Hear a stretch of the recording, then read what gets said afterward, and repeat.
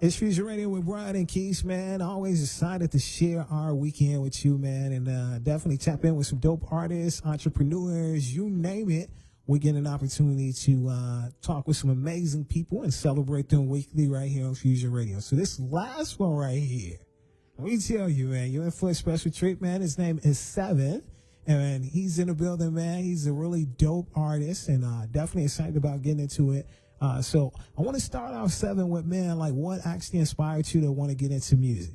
There's a lot of things, man. I always grew up with music around the house. I grew up in the church, just like anybody who does vocal performance will tell you. Like 90% of people who have done any form of long form, all R&B or vocal performance, they've done that in the church in Chicago. So I was always around vocal performance, organized vocal performance, but started playing piano when I was young. Started to hone in a little bit more on my skills when I was about 13, and I've been writing pretty much the whole time. So in high school, I was in spoken word club. Def C, who ran our spoken word club, he's one of the best underground rappers anywhere, one of the best rappers, period, anywhere. But we had this portion of our spoken word club called Hip Hop Wing, where basically he would play a beat and we'd all come in and freestyle to it. He'd play another beat, we'd all write to it for 16 minutes. And eventually we were trying to get 16 bar verses out from those beats in 16 minutes. He called them 16 for 16, but I'd be getting 32, 50, however many bars off. And after a certain point, he was just like, you got to record. And I didn't really want to. I never really thought I would. But in 2016, obviously, those who remember, there was a big political uprising in that kind of gave birth to the Black Lives Matter movement. And I remember I saw a video of the Baton Rouge protests that made me make my first song, Stream of Consciousness. And then from then, when I saw people saw that I had something to say, cared about the way that I was going to say it, and I had more to say, I wanted to create from that point on. So started recording in 2016, and I ain't looked back since. So talk to us about the type of music that you create. Mm-hmm. I try to make everything. And I know a lot of people say that, but I grew up listening to everything, whether it was Cuban jazz or, miseducation, or if it was gospel music, or if it was rock. I grew up listening to a lot of rock music. I try to have all of those influences bleed into the work that I create. And when you listen to my music, I like to tell people, if you go to a show of mine, it's like changing stations that you already set in your radio, right? I want to be able to hit rock demographics. I want to be able to hit R&B demographics. My home is in hip hop, so I just try to lean my influences, however they are, whether you can tell or not, into that music. And a lot of my music is really, it's introspective, but sometimes it's just meant to be fun. Sometimes it's political. Sometimes it's entirely apolitical. Sometimes it's West Side. Sometimes it's California. But I give you all my experience in that. Man, very diverse artist, man. I like that. Man. I definitely like that, man. Really dope guest by the name of Seven that's in the building with Brian Stinson and Keith, man. And so, man, the whole story behind your artist name, man, what made you choose Seven as an artist? So I had to pick a name, and I remembered I had a verse recorded before I had dropped any music. I was a feature on one of my friend's songs. So I started thinking 7 is the biblical number of completion. 7 is the number of minutes that there are in a college wrestling match. So I wrestled in high school, I wrestled in college. I was like, that works for me. There's 7 letters in my first and middle names. And I grew up off 16th Street. 1 + 6 is 7. So I was just like, all right, we're going to run with that. Did it in Roman numerals because I thought it looked cool on paper. And that's what it's been ever since. So we got some really dope music from you, man. 2 singles, man, Mr. Right Now and then Dope, man. Between the two, which one do you want to play first? Let's do Mr. Right Now first.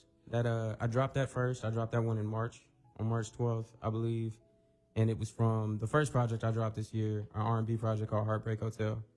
So let's run that one. All right, before we jump into that and everything, give us the backstory on Mr. Right Now. Mr. Right Now, the story of the song is really just the question that I think a lot of us end up asking when we end up in romantic situations, which is, if this person across from me, who I'm really rocking with, who's been kicking it with me for a minute, knows something else about me, will that next thing be the thing that makes them love me less? You know what I mean? So the hook of the song is, can you love me how I come to you? I don't want you to see me down. Will you want me if you know who I am for real or just right now? And so the idea of that song came to me when I was in a cool situation. You know what I mean? I was just kicking it with somebody I was really feeling. And I was like, there's a whole lot to me. And I'm for some people and I'm not for everybody. I think that's true of everyone. But when I was asking myself the question, it was just like, I feel these things that I don't usually feel. Am I going to still have the chance to feel these things if you know me more as a person?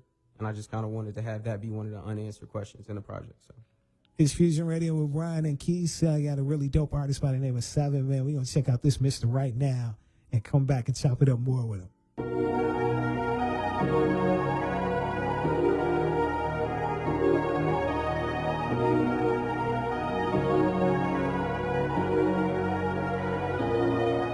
Get in my own way and I don't know that. Get in my head too much now, bro. Then I go back. You come home to me and I don't matter. I wanna be off you, but can you love me? How I come feel? I don't want you to see me down. Who you want me? If you know who I am, real just right now. Is this real? Is it just right now? Is this real? Is it just right now? Is this real? Is it just right now? Is this real? Is it just right now?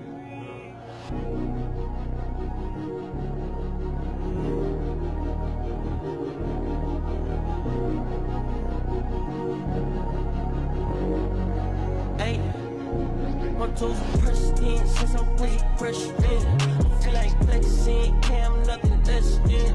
When I'm with you, focus gets rested, and I'm less impressive when I'm getting pressed in. I'm too used to moving, time improves the movement.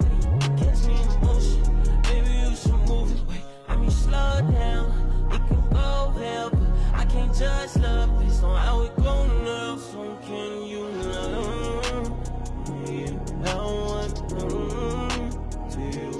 I don't want you to see me down. Me, if you know who I am, for real, just right now. Can you love me? How I come to you? I don't want to see me down. Do you know me?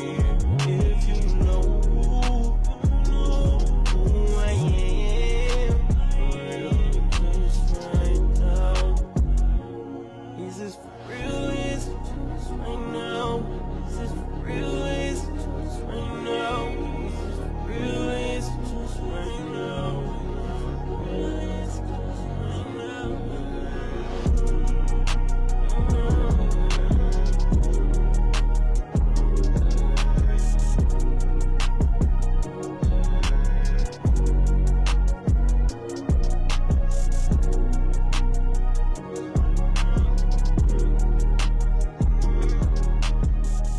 That's the homie right there, man. Seven. It's Fusion Radio with Brian and Keith, man. Mr. Right now, liking that record, man. A lot of vibes that you definitely are spreading with that, man. appreciate you. So I want to go back to, you said this was part of a project that you released and everything. Talk to us about that project. Take us through the process of creating it, what we should know about it. And last thing is, where can we go and go check out the project? Okay, yeah. I'll start with where you can find it. It's on all streaming platforms, but Heartbreak Hotel was a 16-song project I put together over the course of like the last 3 or 4 years or so. Concept is about 5 years old, but I made some songs months leading up to the release, which was in May, and I made some songs a bunch of years ago and just brought them up to speed. But the premise of the album, each of the songs was supposed to feel like a different room, a different sort of relational context, but they all told one story, and it was kind of just like starting from the beginning of the story where I had just left a situation I didn't like, and I had to ask more questions about what it would mean to pick one, whether or not love was for me, to a new situation that was cool, and I was asking myself questions like, am I overthinking who I choose? Is this a situation that I want to be in? And then as the story begins to progress, I fall deeper within a narrative, and some parts of it are just me asking the question of whether I'm the problem. You know, some of the records are talking about the reality as it is, where the other person is the problem. You know what I mean? And each of these are just different relationships. Yeah, different relationships I had just with different women over time, and how they fit into one kaleidoscopic narrative about how I don't know the answers. You know what I mean? Like each of us searching for love, in each of those different contexts, whether you can relate to any of those songs or not. I think a lot of us assert this sort of certainness, like either I know I'm toxic and I don't want to fix it, or I'm not the problem. And in the middle of this story, I was just asking the questions of like, maybe I'm overthinking, maybe I am the problem. I know I'm not the problem, but how could this happen to me? Like, is this about pride or is it about Shorty? And at the end of it, it's just like, I don't know what it's got to be, but I'm cool. So that was the whole thing. I wanted to prove through each of those songs a bunch of different contexts. I drew from bachata, I drew from jazz, I drew from traditional R&B, I drew from contemporary R&B, and put them all into this 16-song project. And I produced 8.5 of them, but I had some production from 708. I had some production from C-Chop, who's been doing a lot in the city. He produced about half of Joel Q's last project, which is a fantastic album if you haven't heard it yet. And I had some production from Kenny the Villain, who's been working all over the city. He produced, I think, 4 or 5 of the tracks on there. And then one of my homies, this cat from Pennsylvania named Jake the Butcher, produced another song that I produced with him. So one big narrative, all of these stories, one smooth start to finish sonic scape was all I was trying to work on with that one. Can I say, man, just listening to you describe that and share that with the listeners and the viewers, it definitely sparks conversation when it comes to relationships and just different things, and definitely gets me excited about checking it out, man, and definitely getting a glimpse as to, you know, the different things that you share during the interview, man. So kudos out to you, man, for putting your blood, sweat, and tears into that project. Thank you. That's what we did. No doubt, man. So we hear songs like Mr. Right Now and everything. We hear that you got this project out and everything. Like, performance-wise, man, what are we in store for when we come out and come see you? There's a lot that I think, when we were talking about how my focus is versatility in so many different ways, a show could go a lot of different ways. We've done R&B performances. I've opened for artists of every type, whether that's alternative artists, hard hip-hop artists, hip-hop legends, newer hip-hop acts, some pop acts, jazz acts, and I want people to be able to come to any sort of experience they be seeking. And so we've had performances. I performed at the Bronzeville Winery not too far from here, and that was an all R&B performance. We just did Riot Fest about a month ago. Well, it's probably 2 months now, huh? We just did Riot Fest about a month and a half ago. That's mostly a rock festival, but we did some rock stuff. We did some R&B stuff, some straight rap stuff down the street from my house. And so I think just like when you're listening to my records, I might rap, I might sing, but it's all going to fit into one experience. And that's what I focus on the most, is creating an experience for the people who come to see me. So from a standpoint of you being an independent artist, man, take me through, man, like, you know, what is it like to, number one, be an independent artist? Do you have aspirations of signing with a major label? If not, you know, let the artist know that may want to continue to stay the independent route, you know, some different things they should know. I want people to know that I'm good enough to sign to a major. That's important to me. And whether I do that or not will be whether or not that major signing is something that aligns with what I want from life.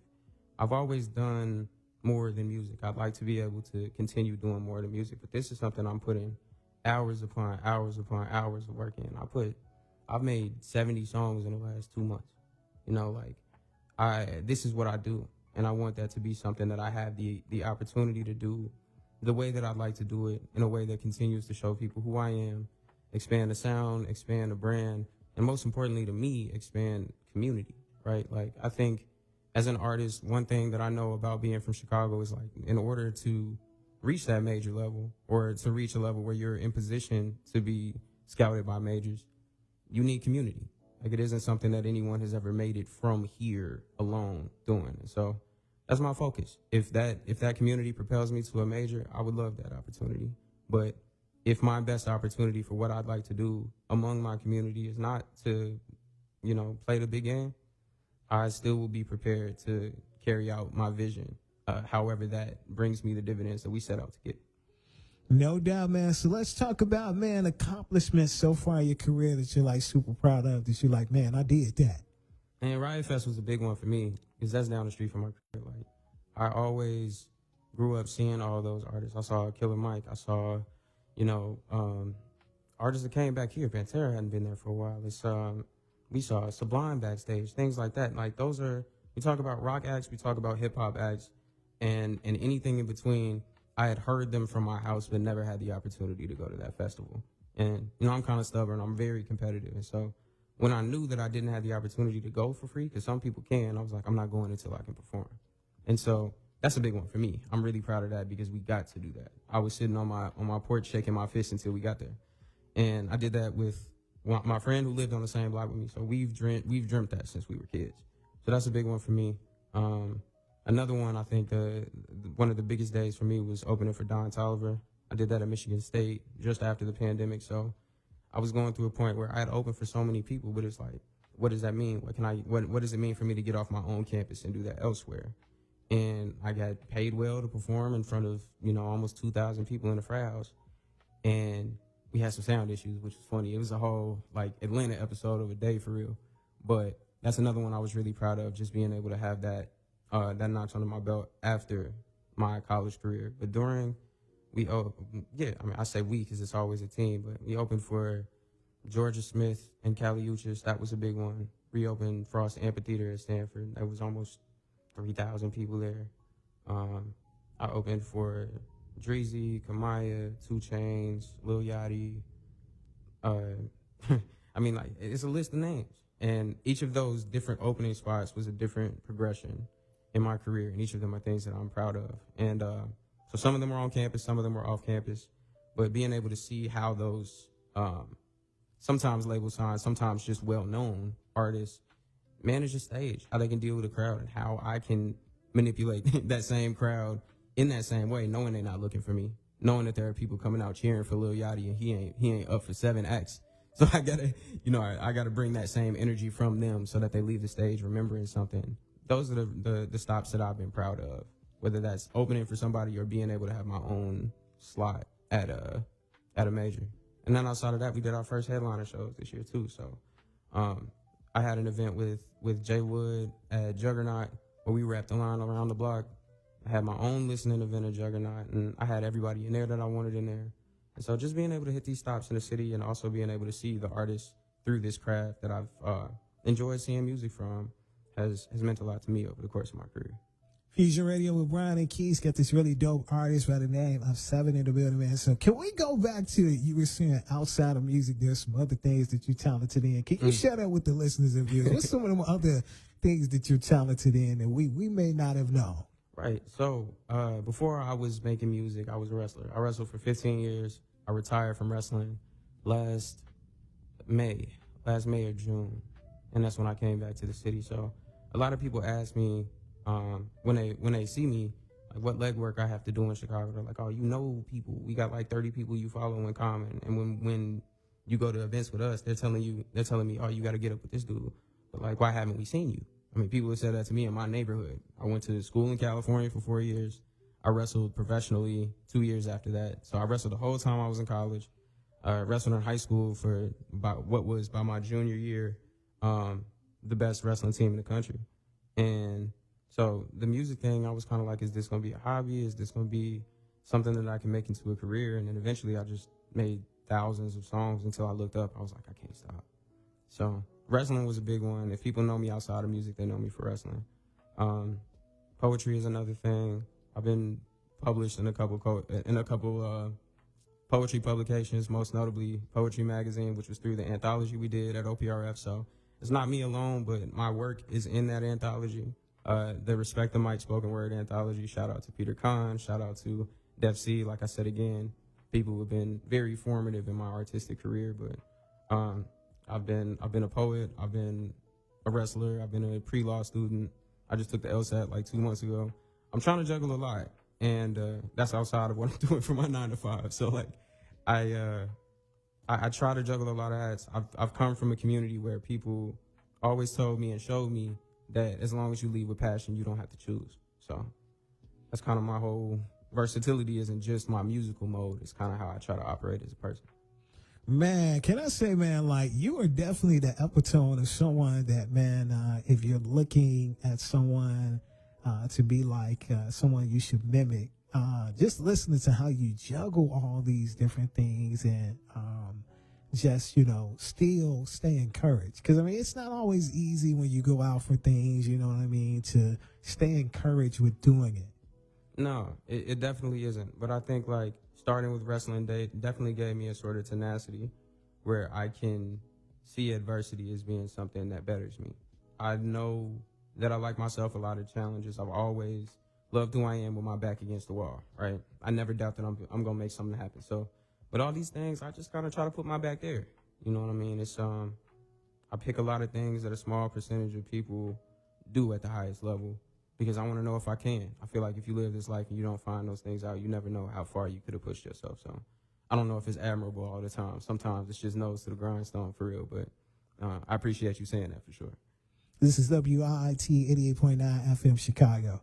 Fusion Radio with Brian and Keith. I got this really dope artist by the name of Seven in the building, man. So what's next for you, man? What's some different things that you want to cross off your bucket list as we approach 2025, even whatever is left in 2024? So we got a lot coming up. I know that Heartbreak Hotel was big for me to get through. I've been working on that for some years. I hadn't dropped for 3 years actually before that. And so I met a lot of my streaming goals for that. I was able to demonstrate that I can be an effective R&B singer and performer and an effective producer, and that's really all I wanted to show from that project. But I also want to show people what ability I have as a rapper and a producer in that lane. And I feel like as a reintroduction to the Chicago scene, I wanted to be able to put out projects that were demonstrative of both my ability to write in a conventional R&B sense and in whatever lyrical sense you would want to see me in. So I've been working on this EP with C-Chop called What Does It Take, which the other song we got for today, Dope, is from. I think it's the 4th song on the project. It's a 7-song project. It is just under 20 minutes, and it really just gets into how I felt about performing in this whole time. There are different stages in my career that I speak on that ask the question that the title of the album asks. Like, what does it take? What does it take for me to get where I want to get?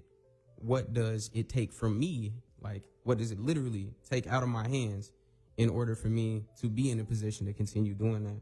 And outside of that, how much blood, sweat, and tears do you have to give before it's enough? Is really the central concept of that album. And when people see the cover of it, which is just like an oil painting of blood money, I think people will understand. And my point is, in order to make a certain amount of money, you become the sacrifice, right? Or in order to make a certain amount of artistic quality, the sacrifice becomes your mode of operation. But I'm still asking the question. Like, you asked if I want to sign with a major, and we don't have any majors in Chicago. You know what I mean? So I know I got to do some legwork that puts me outside of this market. But what does it take? Everybody asks all the time, what's your budget? What's your budget for this video? What's your budget for this graphic art? But if you're an independent artist who's just at the crib and you've done all of it by yourself, whether it's the marketing, the content, the production, the engineering, after a certain point, you're like, what else I got to do? And that frustration between me and C-Chop, I think, is something that made a beautiful project where it still doesn't answer that question. But I think the answer to that question is it takes everything. Everything you're willing to give from a positive standpoint, everything you need to take away from a negative standpoint. It trims all the fat, and that's what the process does. So, man, look, we have had a phenomenal conversation, man. And I want to definitely, man, leave people with the social media information from you so they continue to follow your movement. Definitely check out the project that you have out, man. And so if you could recap the project and then give them your social media, and then we're going to jump into this record, Dope. Absolutely. So all of my handles, thanks to Dana for giving me the advice to do this, all of my handles are at GTVII73. That's GT773. And that's just because it's my initials, Chicago, my rap name, GTVII73, all socials.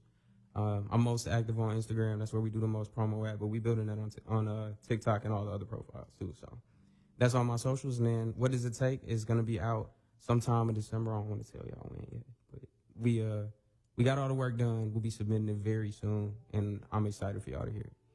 Well, man, thanks again, man, for coming through, man. Continue success, 7, man, on all that you do, man. Let's jump into this record, Dope. Thank you.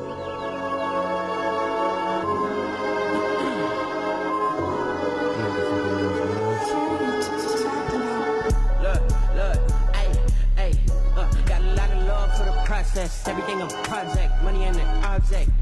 Still ain't met a flow, I ain't large at. Memory get jog fast, pockets end up convex. Getting lost in the context, fishing like it's pine, yo. Records be on long rest. Kicking in the door, I ain't on yet. Put on everything I love, hit it on next. Hey, on my unborn son, set this up for us. You about your rap, tomorrow you don't f with us. Get out of hand, ain't no cuffing us. Bet you really see it in the gym where you stuck with us. I don't give a quarter of it about such and such. I can't even tell you, bro, name unless the bucks is up. It's tough too, I've been wanted to touch from Hush. They gon' hate my smile when they see it and crest it up. Hey, who up? Don't know who knew us. Keeping this shit like Bruce Lee, give about who blew up. QBR looking just north of 2 us. I'm just north of Anaheim like Angels, don't sue us. Who up? Out of the way like turnpikes. Ain't no fair fights, that ain't how you earn stripes. I was out the way cause it was got burnt from mics. But watch and learn, you gon' see what this learn like. Hey, 1G is 25 hits. You see the key on every line spit. On average, it's 25 and a tie break. That's about a third of a scholarship where I went. And time spent don't make it any better off. Until they see it singing with the sweater off. The weather can end up better, but it's never off. Cooking up, never solve. Hook it up, set it off. Watch me set the lever up. Hey, we ain't selling much, but it's dope on us. Get into the product that can really give them hope from us. Stepping in a promise any way you run the show for us. Ran it up again with shut up the slope on us.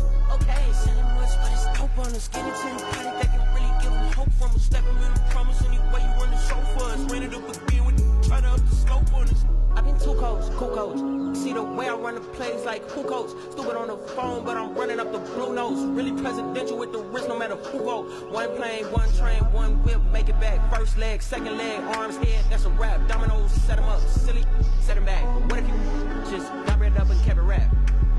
4 deep, no tesseract. This ain't a Tesla, it's a tester. Sorry, I'm confessing that. The motion good, ain't no stressing that. I get them in every day, pressing, guess who pressing back? Hey, living in the songs, it be other business, but it's prison on the phone. Swear this, giving me a loan. Shorty keep it digital, it's physical, it's on, and I'm gone. Look, we ain't selling much, but it's dope on us. Get into the product that can really give them hope from us. Never been a promise, any way you run the show for us. Ran it up again and shut up the slope on us. Okay, we ain't selling much, but it's dope on us. Get into the product that can really give them hope from us. Never been a promise, any way you run the show for us. Ran it up again, shut up the slope on us. We ain't selling much, but it's dope on us. Get into the product that can really give them hope from us. Never been a promise, any way you run the show for us. Ran it up again and shut up the slope on us. Okay, selling much, but it's dope on us. Get into the product that can really give them hope from us. Never been a promise, any way you run the show for us. Ran it up again and shut up the slope on us.